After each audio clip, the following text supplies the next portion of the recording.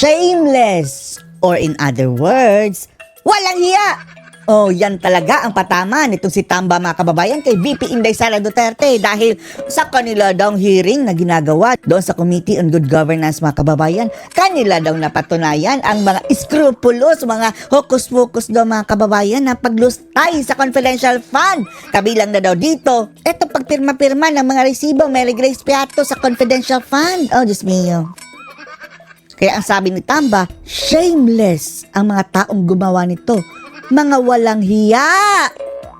Yan ang kanyang patama kay VP Sara. Panoorin niyo pa, mga kababayan, ha? The hearings conducted by the Committee on Good Government.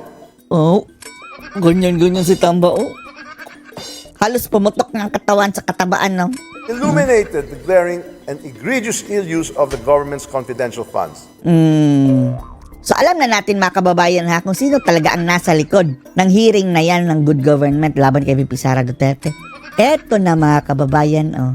Galing na mismo sa kanyang sariling mga bungangang mataba. Oh. The extent of the funds misuse. Oh, funds misuse na, mga kababayan, ha. Kahit ang COA, wala pang wala nga sinasabi na fund misuse yan.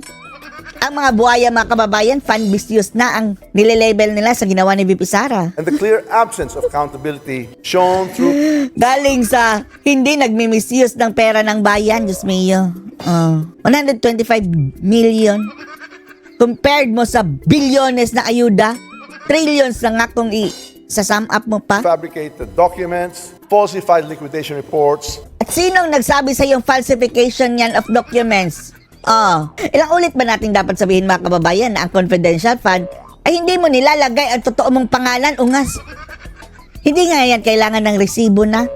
Ang nilalagay dyan, mga alias. and spurious Tambaluslos. acknowledgement receipts reveal how some shameless individuals Shameless individual, mga kababayan.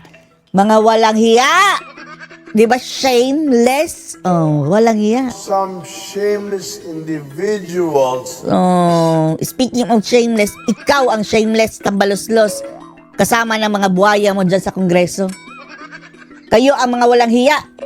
Ang sabi nga ng ekonomista ng UP, ang budget na ito, which is nanggagaling dyan sa mga kababayan, Kongreso, 2025 budget, ang pinaka-corrupt na budget sa kasaysayan.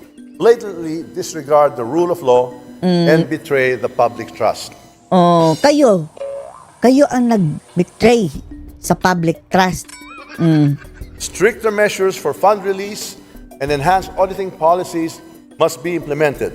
Wow! Transparency in the General Appropriations Act Transparency in the General Appropriation Act, tapos yung bicameral nila, mga kababayan, walang transparency.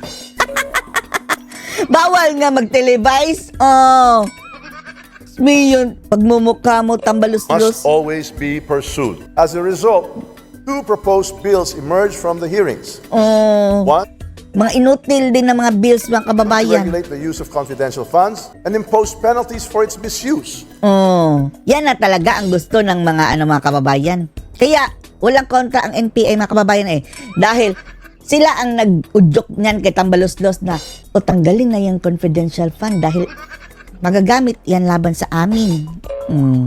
Ngayon, mga kababayan, nagpo-propose sila ng bill para malimitahan ang paggamit ng confidential fund. And another, to define qualifications and penalties for special disbursing officers who violate the provisions of the law. So, pag Ay, nako, tambaluslos. ganyan na ma-impeach yung Vice President, Ang ultimate mission nila, mga kababayan, dyan is to impeach VP Sara Duterte. Ano lang nangyari sa inyong impeachment ngayon? Balita namin, sablay daw, mga kababayan, kaya hindi makausad-usad. Pero gayon pa man, kung ipipilit talaga nila, mga kababayan, sige, para magkaalaman. talagang Vice President pa siya until the Senate decides to remove him or her. Tama No, po, sapagkat ang magpo-prosecute Oo. ay ang House of Representatives, ang magtatry, parang pinakahuwes, ang judge, ay ang Senado. Kaya, mga kababayan, kabilin-bilin na natin na huwag niyong iluklok ang lahat ng slate ng bagoong Pilipinas dyan sa Senado, ha. Dahil ang mga ito, mga kababayan, ay siguradong bobotol para ma-impeach si VP Sara Duterte. At ang mapalit, yung malaking tenga dyan sa Kongreso. So, hindi po porket na-impeach halimbawa ng House of Representatives, ay kaagad tanggal ang isang pinapa-impeach na opisyal ng pamahalaan. Kasi ba parang yung iniisip ng tao, impeach. Hindi po. Ang ibig Alis sabihin na, actually ng word na impeach ay hindi removed. Ano ibig sabihin ng impeach? Ang removal po 'yun. Yun lang po yung paraan ng pagre-remove ng mga taong halal. Tulad kami po, ako ang COMELEC officials ng COMELEC ay impeachable public officials. Meron pong nakalagay sa ating saligang batas kung sino-sino yung pwedeng matanggal lang sa pamamagitan ng impeachment. And that No, kaya nga mga kababayan, yung kaso nila sa NBI laban kay VP Sara Duterte, yung pinaplano nila, hindi yan uusad. Dahil ultimately mga kababayan, ang purpose nila dyan is para ma-remove sa office si Sara, which is hindi naman pwede. Dahil dadaan sa impeachment mga kababayan. Sige, ipilit niya yan. includes you, right? Yes po. Yung removal partner ng COMELEC, chairman lang. And commissioners. And commissioners pa. Okay. Kasama, sabi pala. Ayan. Chief Justice. Yung ibig sabihin, chairman ng impeach, charge lang. Ayan, yung pinag-google ko eh. Apo. Charge Tapos? of misconduct made against the holder of a public office. So, pag yan Pag sabi napatunayan, impeach, charge, hindi siya sisipain o kailan yung punto na tatanggalin. convict? Matatanggal din ultimately yan. Oh. Pagka po sinabi ng ating, halimbawa sinabi po ng ating Senado na tama ang ating House of Representatives sa kanilang akusasyon, sa kanilang charge, ayun po, tsaka lang siya pwedeng matanggal. Yung... So pagtatanggal po yun, iba pa Alam na namin yan, na kung ma-impeach siya sa Kongreso, hindi pa siya tanggal. Mamaya na, kung mai-impeach din siya sa Senado. nature, hindi po criminal talaga ang proceedings. Ito po administrative ang And proceedings. political, I suppose. And political. opo. Oo. Kasi ang pinakatodong parusa naman doon, tatanggalin mo Tanggal siya sa po pwesto. talaga, opo. Hiwalay pa yun kung nag-plunder ba siya. Opo. Iba yun. Iba. After na yun mga kababayan, pagkatapos ng impeachment, matatanggal siya sa pwesto, pwede na siyang kasuhan. Patong-patong na kaso nga ang ihahanda nila mga kababayan kay VP Sara Duterte, kasama na ang plunder daw, graft and corruption, pati na nga siguro yung violation of anti-terror law. Isasampa din kay VP Sara Duterte dahil binantaan si Bangag. Ibang usapin pa yon at yun ay pwedeng kasong kriminal sa ordinaryong korte po natin. Oh, Paano correct. po kung ang mga taong bayan sabihin, bakit ninyo siya pinapaalis? Kami nagboto dyan.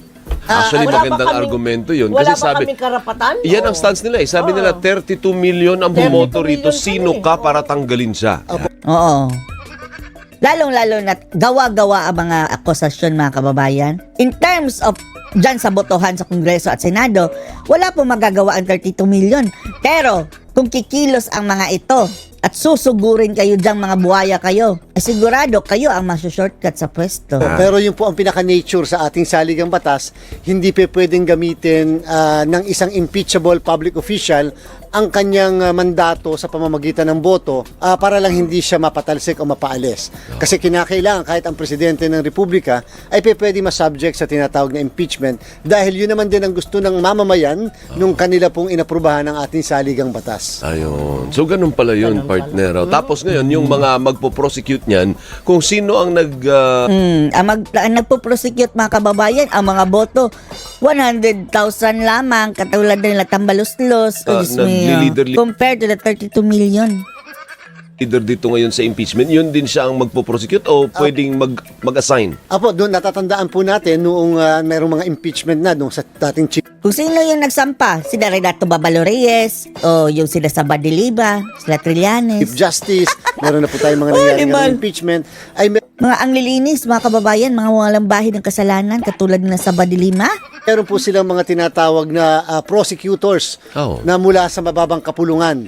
So yung pong mababang kapulungan, halimbawa ay mag-assign, magde-designate o ito ang prosecutors Kahit natin. sino Mga pwede. mababang utak din. Yung parang ang naabot mga kababayan sa mababang paaralan. Kahit sino po pwede. Okay. Oo. Pero kailangan abogado, I suppose. Kasi Well, it's... Opo, pero dati po may mga naging miyembro ng prosecuting team na hindi naman lawyer, Ganun. pero kalimitan po yung chairman ng Committee on Justice kasama po dyan ng House of Representatives. At Sino yon doon sa sa Kongreso? Si Luis siyempre Chua ba? po sino Ay, ewan itatalaga natin sino ng yun. ating Speaker of the House na maging miyembro ng prosecution team kung sakali na umabot sa level ng Senado. Madami po nangyayari din kahit sa Amerika na impeach ng House pero hindi po yeah, napatunayang tama. guilty ng May si Clinton Senado. bang ganun? Si ano, Was si that Trump. Ilang si beses Trump na din, impeach, oh. Tapos, di ba? na-impeach ng House pero hindi po nanalo sa Senado. So, pero ang pwede tawag- din yun. Opo, pero ang Oo. tawag sa kanya doon, ang tawag pa rin, impeach. Impeached. Opo, pero ng Right. House. Pero Yan lang mga kababayan, ibabahid nila yan. Kahit hindi siya ma-impeach sa Senate, itatatak na nila mga kababayan sa pangalan ni Sara na na-impeach siya sa House ng mga buhaya. hindi po... In that remove. Tapos ang bintang palaban sa kanya ay kurakot na si Sara. Misuse of confidential fund. Galing sa mga misuser, mga kababayan ng pera ng bayan ng mga buhayang congressman. Oo, hindi siya convicted, so hindi siya Bakit removed. sila mga nakakapa, Oo. Chairman? Nakakapa dahil feeling judge na walang Sapagkat para po daw silang mga huwes. parang huwes o feeling judge. Pero nakakapa pa na. Yung mga senador. Nako, Diyos me. Ano masasabi niya dito mga kababayan?